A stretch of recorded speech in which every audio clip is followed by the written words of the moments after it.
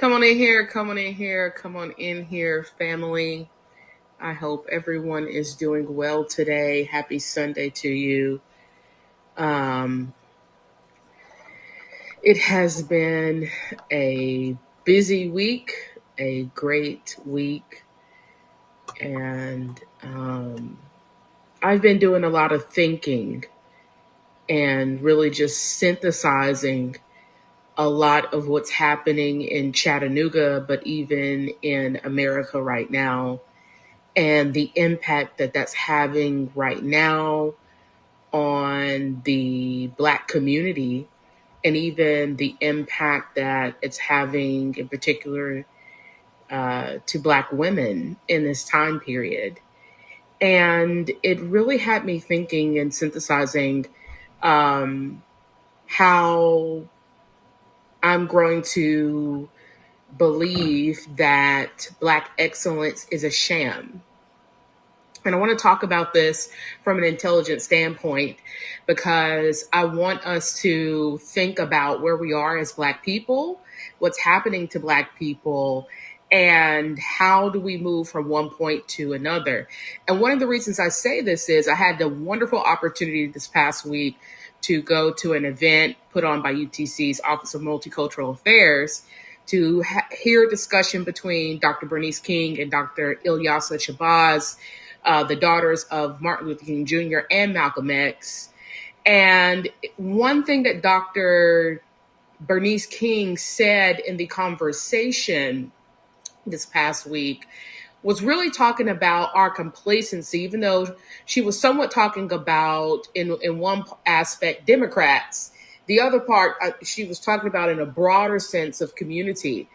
How often we look at our involvement or lack thereof as people. If it doesn't impact me personally, that means I don't need to get involved, right?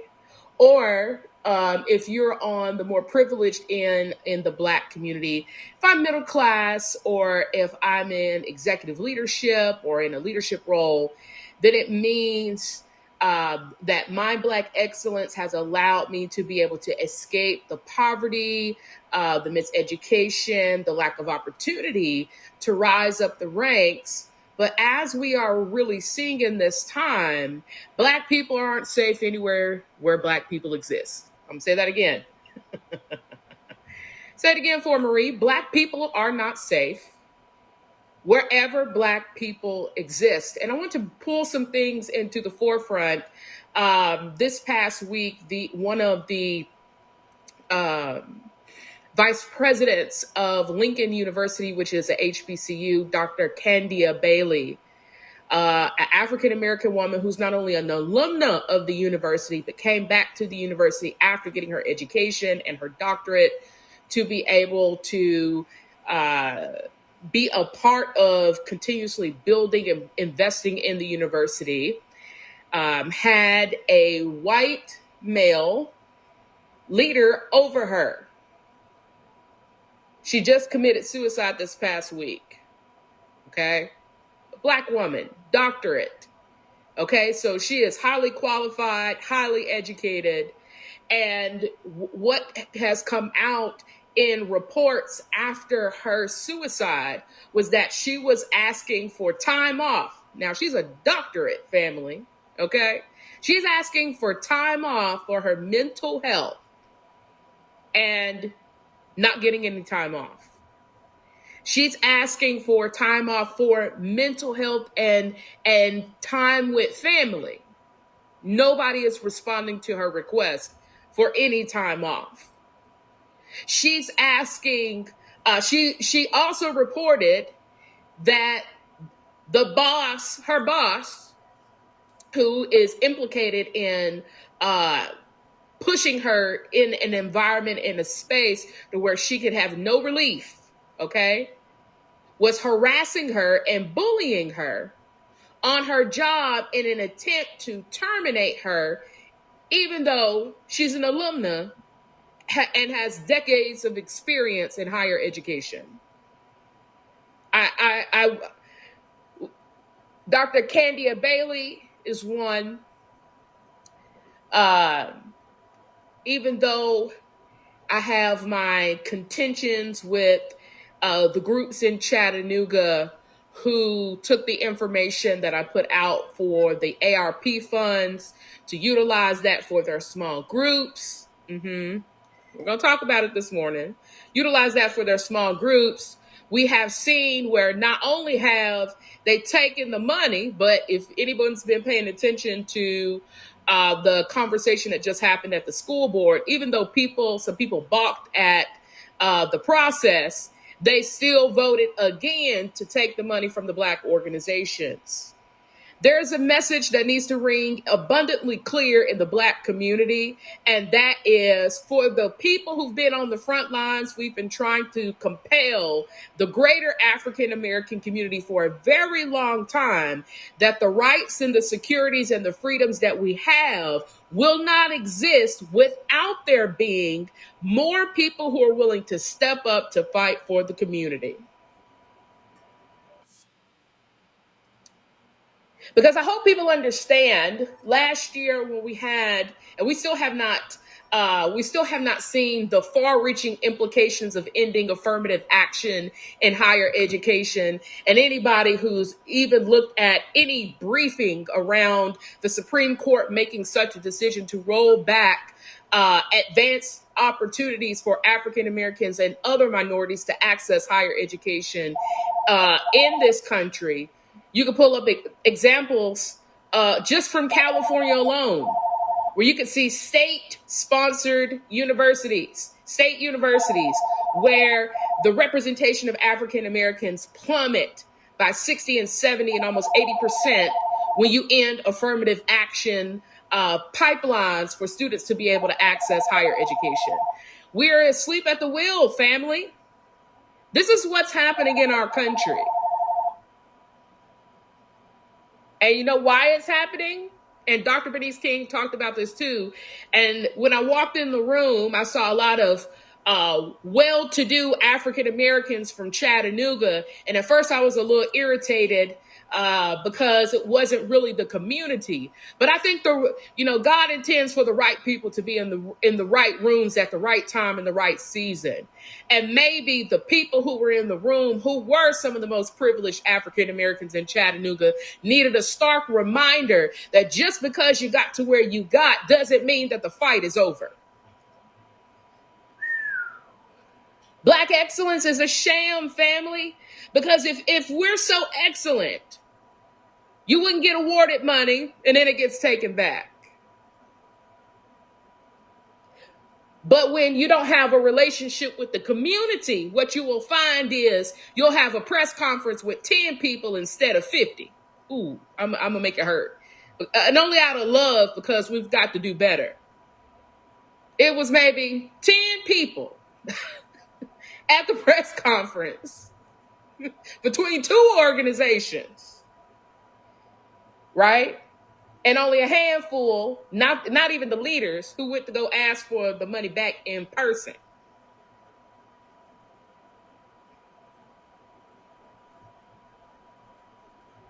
Martin Luther King, we don't laud him because he led from the back.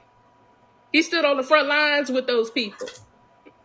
He got watched down, as much as some of the people in this current time, and I've been seeing it a lot from millennials. Martin Luther King Jr. this, Martin Luther King Jr. that. Listen, sweetheart, if you haven't stepped out on that front line for yourself where you live, please don't talk about Dr. King. He has his complexities as every other leader who we could ever study and learn from. But one thing he did have is courage, and he didn't have the internet to just type to talk about what was going on. He was out there in endless films. We see him in the streets. Same streets where they had dogs. People were getting beaten.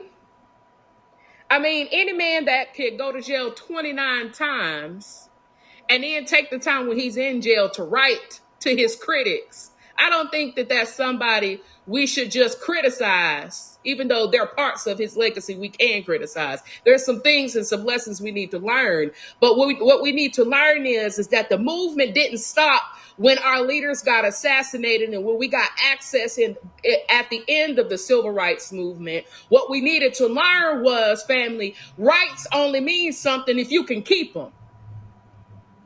And if the Supreme Court is scaling back our rights, if states are scaling back the ability to be able to vote, the state of Tennessee just changed and made it more difficult for people who were formerly incarcerated and have paid their debt to society to be able to get their voting rights and citizens' rights back. You now have to hire an attorney. Let's talk about it, family. You have to hire an attorney, go before a judge, just to get your citizens' rights back, family. So imagine if you've already paid your debt to society and you've been locked away. Now you got to get free when you need to find housing, find a job, find security. Now you also got to save money, because if you actually want to be a restored citizen back in our community, you're going to have to put some money to the side so you can hire an attorney who can fill out the paperwork to take you before the judge so you can get your voting rights back. Even though you've already paid your debt to society. Rights only means something if you can keep. We've been asleep at the wheel. We've been asleep at the wheel because what we thought was, that doesn't have anything to do with me. That doesn't have anything to do with me. That's not my problem. I don't have to fix the neighborhood. I don't have to go back and compel, now that I work within the city government, to go back into the neighborhood and to change the neighborhood. And we just saw, and I mean no disrespect in what I'm getting ready to say, but I want to use this as another local example of how Black people are missing the mark, of how we are not safe in our own community, and how we're not safe no matter how good we are or how much we've progressed. We've got to continue to advocate for change where we live, because that inescapable network of mutuality that Dr. King talked about is real. What happens to one indirectly or directly impacts the other. So we just had Biggie Mo just got killed a week and a half. Biggie Mo, one of the sweetest, non-confrontational individuals in the city. And I have not felt like asking anybody for details about what happened from the streets, because I'm pretty sure I'm only going to get upset about what I find out. Got killed. And the people who are connected to Biggie Mo, some of them, even some of his family, have worked for city government. Some of the people who call him friend and brother work within government entities connected to city government. And nobody has held a public conversation as to how did one of the sweetest, most gentle giants in our community get killed, unless Black excellence is a sham, family. We're not safe. You could be minding your own business and minding your own business out here in these streets, family. And because we've left other Black people behind, talk about it. We've left because we said we escaped the community and that's not our problem anymore. But we still got loved ones who do work in the community, because that's what Biggie Mo did. He didn't go into the hood to do riffraff. He went into the hood to talk and to touch people. Even the light workers in our community aren't safe enough to do their job, because those of us who have made it have left the responsibility and the burden of change to the hands of a few. Even though when a good person like Biggie Mo, who caused no problems, not selling no dope, not doing anything, when he gets killed, nobody actually talks about the environment and how the community has been neglected for so long. It's dog eat dog. And that's the only way people have now learned how to live, is live and die by the gun. Our excellence doesn't mean anything if it can't be anchored in community safety. Talk about it, Marie. Our excellence doesn't mean anything if I can't walk around any part of this city without being strapped. That's the reality. of where we're living. But we've left the job to somebody else because we want to look good. We want to feel good. There's nothing wrong with that, family. But it doesn't make sense to look good losing. 1 in 4 children in Chattanooga are in poverty. From 2021 to 2022, homelessness exploded over 300% for African Americans and women. 1,200 Hamilton County students have no permanent address. We've been asleep at the wheel. People in our community are getting behind a stadium when those are your tax dollars that should be going to creating jobs that don't exist in underserved communities. And even though every publication I've ever read, from Stanford to Duke to Harvard to Yale, has said that stadiums don't spur economic development, they increase gentrification and displacement of the residents in said community. Developers get a free handout sponsored by the government.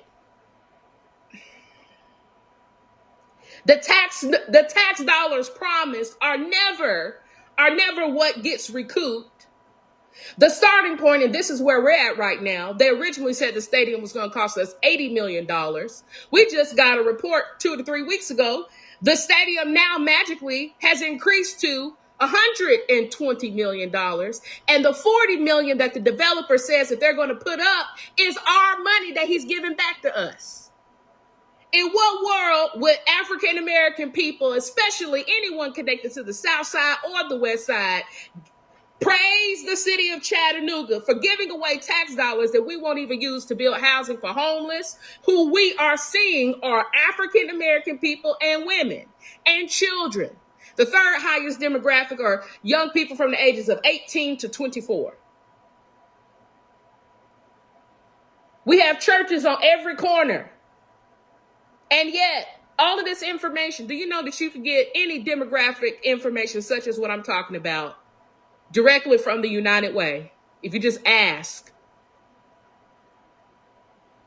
What information, besides giving you some Holy Ghost and shouting you and running you around the church, how is the church informing you on Sunday how to get active and how to become a change agent in your community?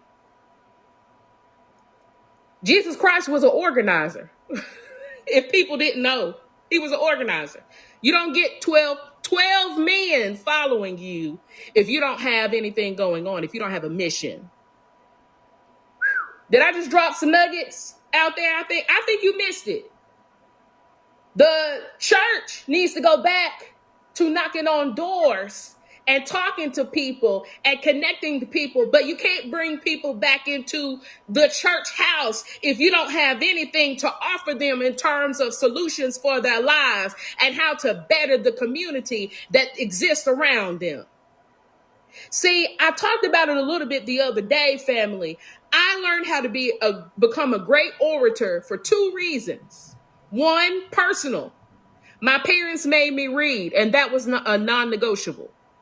So in the household, education was a priority for our household. And my parents set an expectation that we were required to do well in school, to pay attention when we went to school, not to disrupt, to bring good grades home and stay out of trouble, but also to not only do our homework, we had to read we couldn't pick the 2 books off of the reading list because my dad said that was the bare minimum. We had to read every book on the reading list. So while other kids got to go outside and play, we couldn't do that until we got through reading. Oh, we couldn't just read and tell our parents that we read. We had to write book reports on everything that we read. You can't use words you don't read. You can't understand context if you don't read. But then you can't use what you have learned to be able to share that information or orate to talk about it if you don't have an environment where you have grown to be able to be skilled to do something like that. So I learned how to be a leader at home and in church. I learned how to use my critical thinking skills at home and in church. I learned how to talk in front of people at home and in church. I learned how to answer questions at home and in church. I learned about building community at home and in church. We have to have places in the community where people can come and get a renewed education. I've talked about it a little bit before. Most people only hear the criticisms that I have, but not the solutions that's attached to the criticism, because I'm not a cynic.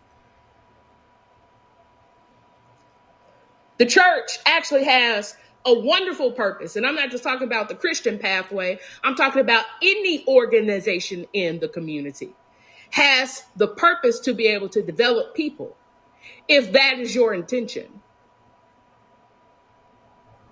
People can only do what they've been trained to do. So if people have been trained to be warriors with no discipline in their community, then what will they become? Nuisances in their community. They'll become the shooters and the murderers in the community. It doesn't mean that the skill set that they have is wrong. They have no purpose and no discipline. Those same people who shoot are the same people, if they were reskilled, could now take their fearlessness and go talk to anybody about changing their life and showing them how they did it. If somebody just pulled them to the side and gave them another option. See, for me, excellence is not the individual. Excellence is the collective. That's why I haven't talked about Black excellence. I've talked about the excellence of community. I haven't talked about excellence from what we acquire in terms of material goods. Excellence to me is what we give in terms of service and community and in teams to one another. To me, that's excellence. Excellence is not how good I look, how popular I am, how much money I make. Excellence is how have I taken what I have learned, my experiences, my perspectives, my viewpoint, the information I have acquired from going into various spaces and places, and then taking that information and reinvested it into the next person that's right next to me. That's excellence. We don't have Black excellence with no Chamber of Commerce. What we have are award shows where people get to feel important for 24 hours while the Chamber of Commerce continues to make decisions about the economic advancement of a community at tables you don't sit at. Ooh. Talk about it, Marie. We get to feel good for 24 hours and say that we a Black business with no employees. We are solo. Don't even call yourself a Black business. Just say that you're a solopreneur. That's really what 99% of people in our community are. You don't even have any employees. You're a solopreneur.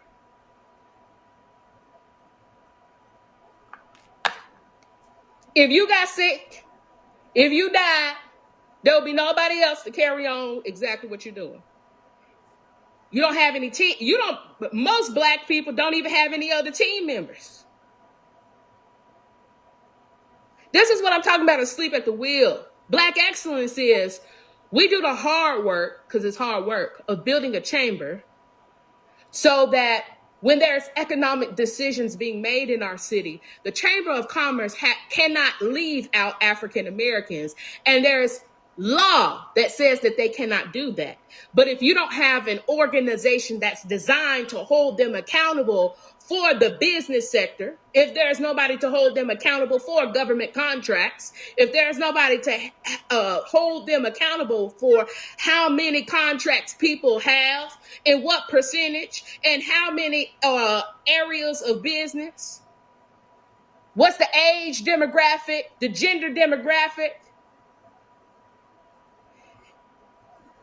if you don't have an entity that forces the banks where you live to come to the table to talk about how they're going to invest not only in just Black business, but how they're going to open up a pipeline once we start creating and boosting an economy to be able to start funneling people into buying houses, because family, if there's one thing they're not making any more of, it's land. Property rights. bring you to a table. You have to own some stuff. How do we get black people from being renters to owners? You can't do that without boosting their economics, but you can't boost the economics if you don't teach them anything else that they can do so that they can have different jobs and different opportunity. Excellence would look like we're getting ready to go into a mayoral election, and it's no longer smart to get behind somebody because they gonna throw me a couple of $10,000 here, $20,000 there. When I just want to make this clear. The city of Chattanooga alone is worth nearly $2 billion. Can I bring that to the forefront? This little mid-sized city is worth a little over $2 billion. So if Mayor Kelly, who's the incumbent, who's my opponent, is making folks promises that he gonna give you $10,000 here. Let's say he promised you $1 million. That's a sweat. That's a drop of sweat in a bucket of a city that's worth $2 billion, that has a 300 plus annual budget. That's just for the general budget for fire services, police services, for public works. That's not even talking about our capital budget, where we could actually pick up debt to be able to build stuff and create stuff, which is exactly how we're getting ready to do the stadium. We don't have all that money on hand.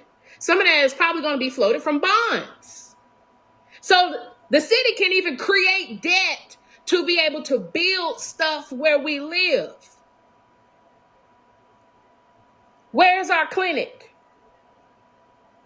How many libraries do we have where we live so people can read? Where's our incubator? You know, if you real serious about black business and black ownership and black development, not only do you need a chamber, you probably need an incubator, because you have to have continuous education, because technology is disrupting everything in our lives and people have to keep up with the change. But you have to have an entity that continuously invests in educating the people in your communities so that they never get left behind.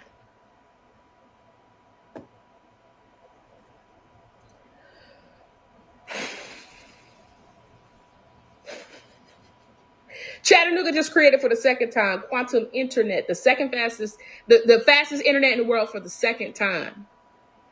Don't you guys think that black people here and other poor people here need to be educated around technology? Who's going to be the database architects? Those individuals have a starting salary of about $90,000 a year, all the way to about 136,000.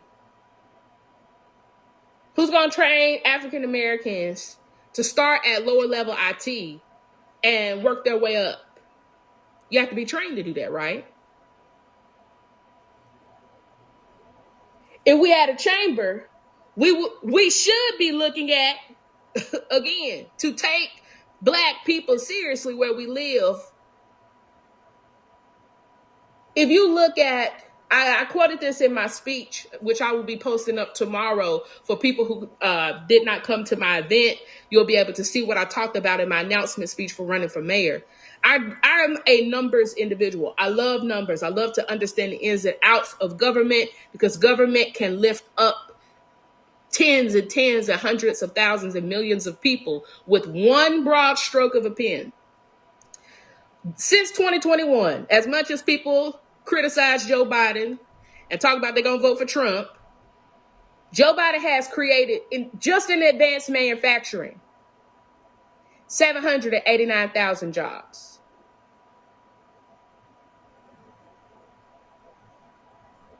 Battery facilities, semiconductor fab, clean energy, steel and aluminum.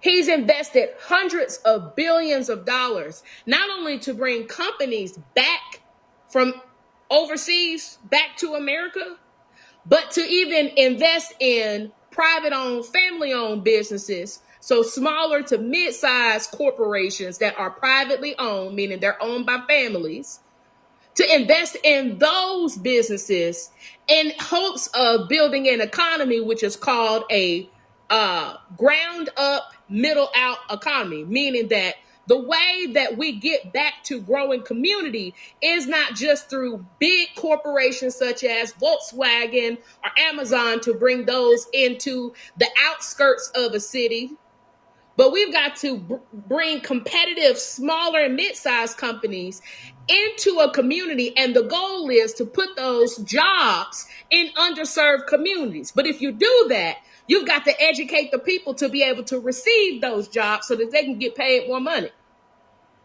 Whereas Mr. Kelly, who told you in 4 years he was going to create a black middle class, has not done that yet. He keeps saying he's going to build a middle class, but can't tell you how.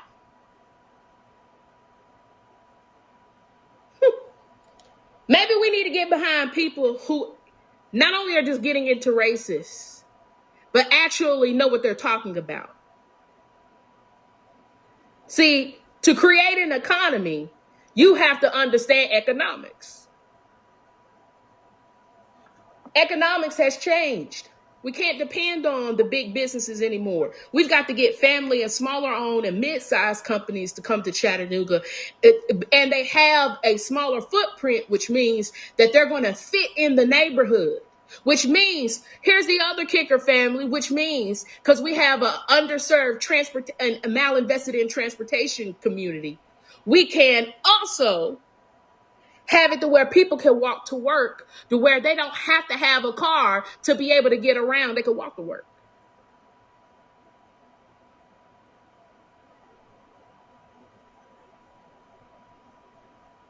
See, jobs in the neighborhood. See, we got to go back to economics 101. When you have resources in your community, more than likely, the more resources you have in your community, what happens? The economic stays in your community and continues to circulate. One of the reasons why we don't have an economy is because we have not built an ecosystem where things collaborate with one another. If we bring jobs into the community and bring up the amount of money that people have, guess what's going to happen? It's going to be easier for me to be able to attract grocery stores to come into the community because people make more money.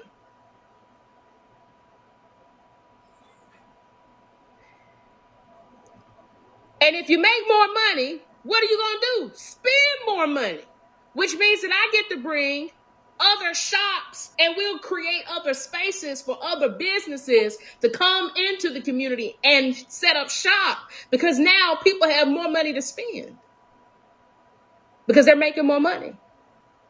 And if they can walk to work, they're going to have a huge cost savings by the end of the year because they don't have to spend money to be able to commute. Do you see how all of this goes hand in hand? If we improve the community centers to have better programming after hours until late into the evening, that also means that people have the ability to be able to go to work and not have to worry about what's going to happen to their children.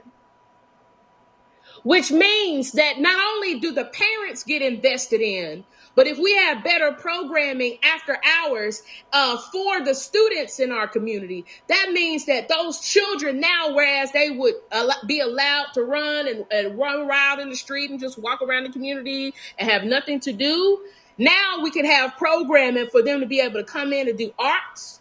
They can do STEM. They can do robotics. They can do their athletics. And it's not optional what they get to do. Everybody gets to do everything. So we're not just investing into one side of the child. Children are multidimensional just like human beings. So they need a little exercise so they can stay healthy. They need some centering, so they need some yoga, and they need to learn how to breathe, and they need to learn how to sit and to think and to be still and to have no noise. Children have to learn how to do projects together so they build teamwork and skills and trust. Talk about it, Marie. 67% of our children can't read on grade level. Well, the only way that's going to get better is if they have to sit down and read. Somebody has to make them literate. Can the city do that? Absolutely. Because we know, if you look at the statistics for those who go to America's prison, the majority of people who go to prison have nothing more than a sixth grade education and reading level. So education and literacy is intimately connected to whether or not you're going to be a prisoner. Everybody keep talking about breaking the cycle. Do you guys see how I've thought about this and labored over what it looks like to build an actual ecosystem? So that middle class that Kelly talking about, I can tell you step by step how we can build that. Black excellence doesn't look like getting behind people for small favors. It looks like getting behind the candidate that's going to uplift the collective, because that's going to have the greatest benefit and the greatest financial impact to people in our community, not just the small few. Because as we have seen in the recent example, they'll make you promises behind closed doors, and then when they tired of you, they'll come publicly take your money from you.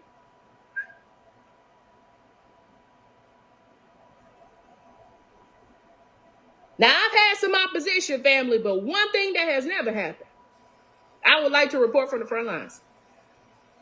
One thing that has never happened is that the elected officials of any kind have told me, Marie Mott, what they weren't going to do, and we didn't get them on the back end. How do you do that, family? It's called the collective. The collective. Family, I wanted to just talk about it. Black excellence, as we are currently defining it, as is a sham, because it allows us to hide behind the facade that we are more than actually what we really are at the current time. Which I'm not saying that we as a community can't be better. Absolutely, we can. But being better and getting better and improving is a choice. Do you want to look the part or actually be the part? I've changed public policy outside of being elected and not having a title, because I define for myself what I can do, and I'm not limited to other people. I choose to be effective wherever I'm at. So I know how to build community wherever I go and consensus. That's a skill that I've learned. You don't have to be elected to be impactful. You can make change from the outside.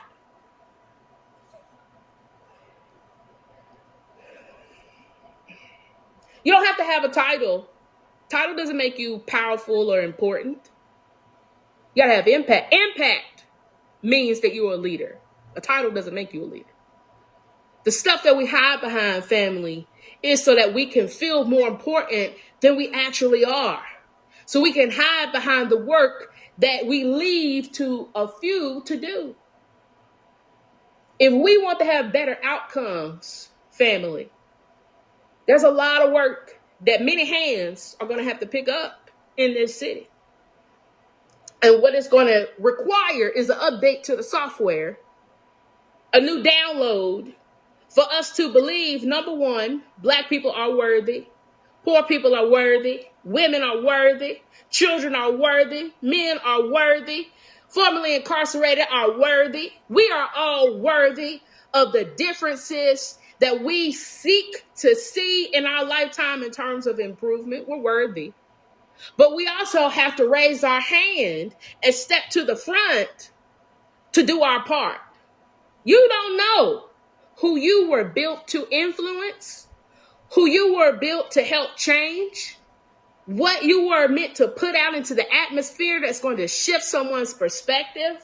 It's time for more people to step up to the microphone. Is this thing on?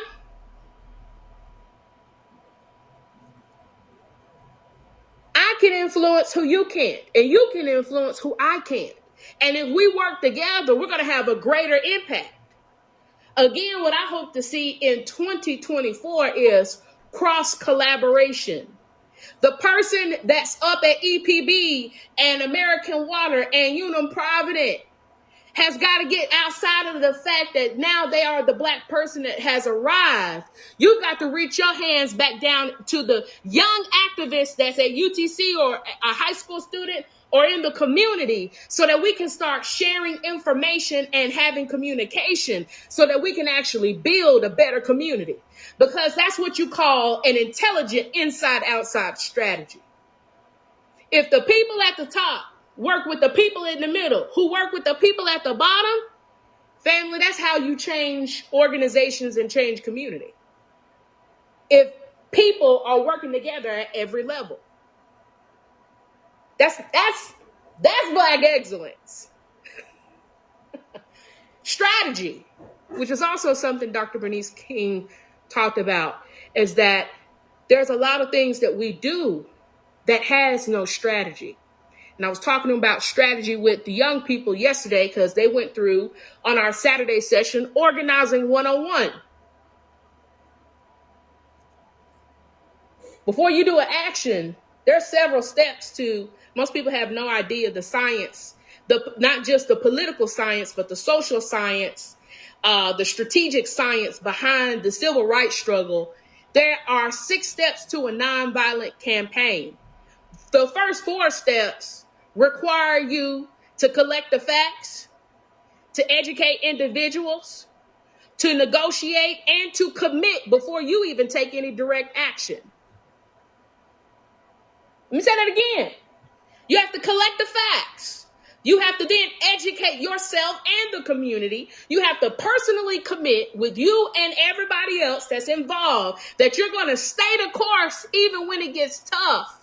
And then you got to be willing to go to the people who disagree with you and hold them accountable and negotiate change. And if they refuse to change, you have to be willing to step out there on the front lines. That's called direct action.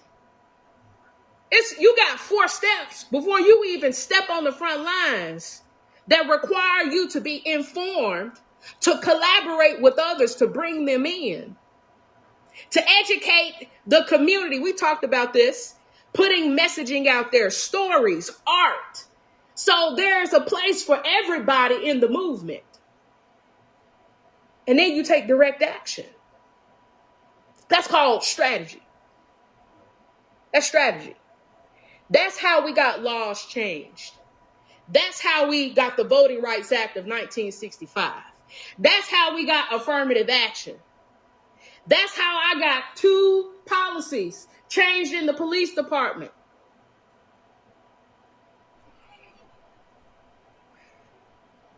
You have to have a strategy. You have to have a goal. What is the goal of the community? What is our collective goal? Have we ever thought about it? What's our collective goal? What is it for education, transportation, economy, small business, women, men, children, elders, LGBTQ, disabled? What's our collective vision as a community? How can everybody get involved? Can we commit? Are we willing to negotiate? And if things don't change, are we going to speak truth to power?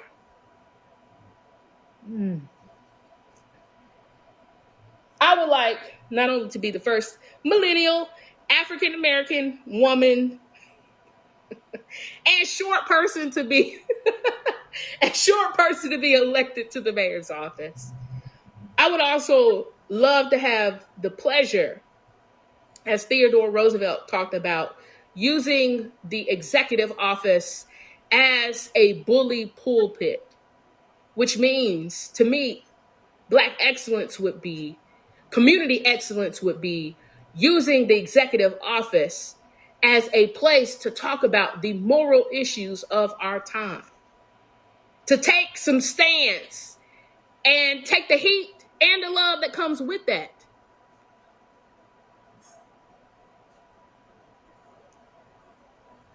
To sometimes be okay with being labeled controversial. I'm not controversial. I'm just upsetting a status quo.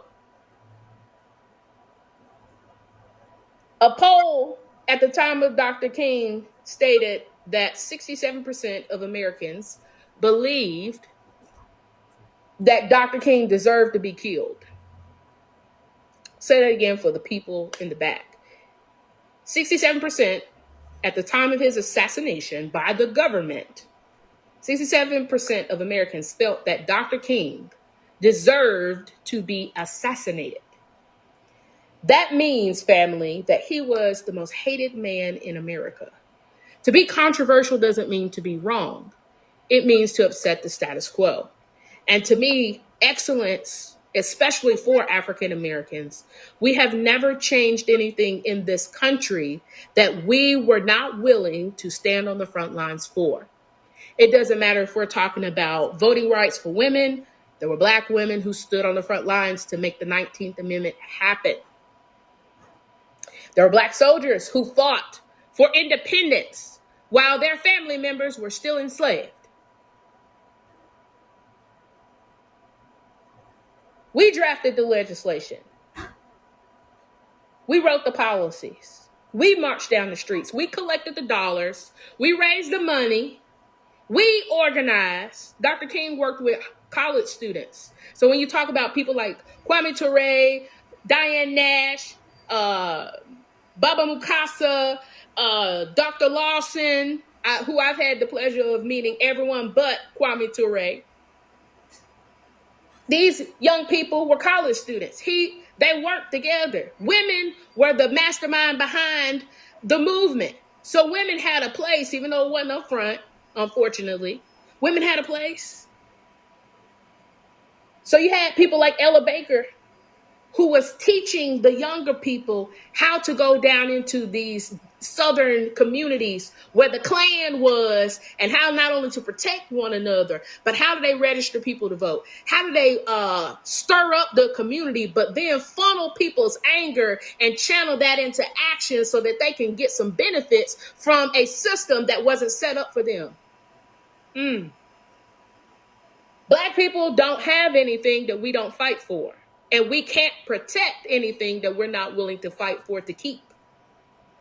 So until we come out of our comfy spaces and comfy offices and get on those front lines, I continue to expect that what we are seeing across sectors in terms of Black women in executive leadership committing suicide, Black institutions from higher education to community organizations, civil rights organizations, historic organizations being stripped of dollars,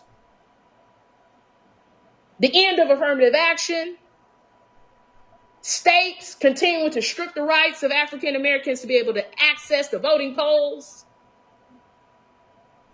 If we don't get up, family, that boot that our ancestors to fight to be off of our neck will be there for sure, because the forces of evil are always moving. And the only reason they have the upper hand is because the children of light refuse to stand up. That's my exit on the way out, family.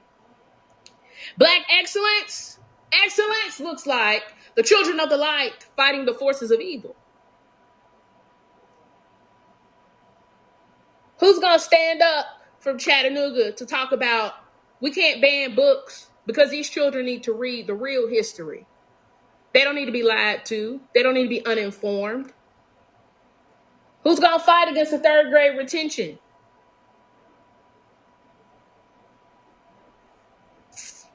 Who's going to talk about all of this discrimination that keeps happening, not only within the city government, but in other companies? Because my inbox never stops being flooded with African Americans calling and reaching out to me, asking for an attorney because they've been discriminated against on the job. Who's going to hold the legal clinics so we become informed? And we learn how to advocate for ourselves in more than one way, because voting is one tool. That's not the only tool we need to learn.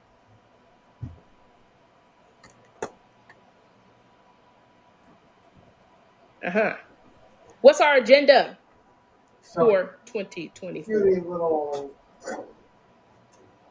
Questions that need answering. My name is Mott, family, and I submit to you that Black people and all people under the sound of my voice have a purpose and have power, because wherever people are, there is power. I was in the middle of it. But power concedes, this is Frederick Douglass, nothing without a demand. It never has and it never will. Power doesn't give you anything that you will not demand of it. The only way you can demand is you got to speak up. Mighty quiet in the city.